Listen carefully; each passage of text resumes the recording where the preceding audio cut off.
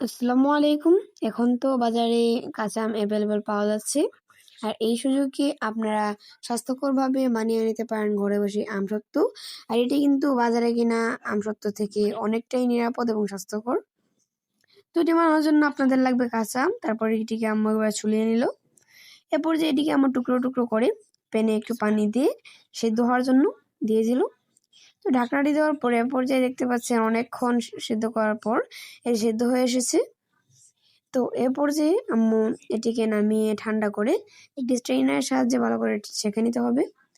এদিকে আম্মু একটি তাওয়ায় কয়েকটি পাঁচফোড়ন মশলা এবং কয়েকটি শুকনো মরিচ দিয়ে এগুলোকে একটু ভেজে নিল। এদিকে আম্মু প্যানে আগে যে ছেঁকে রাখা আমের পিউরিটি ছিল এটি দিয়ে এখানে চিনি এবং একটু আগে যে ভেজে রাখা পাঁচফোড়নের মশলাটি ছিল এটি অ্যাড করে দিল।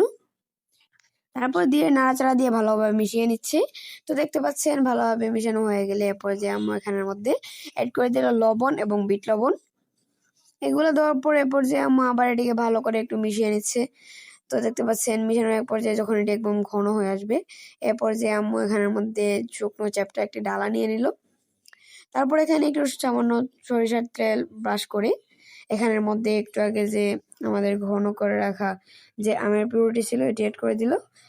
তারপর এটিকে আম্মু এভাবে করে 2 থেকে 3 দিন শুকিয়ে নিলেই কিন্তু হয়ে যাবে। তো করলাতে এভাবে 2 থেকে 3 দিন শুকিয়ে নিলেই কিন্তু দেখতে পাচ্ছেন আমাদের আমসত্ত্ব প্রায় রেডি।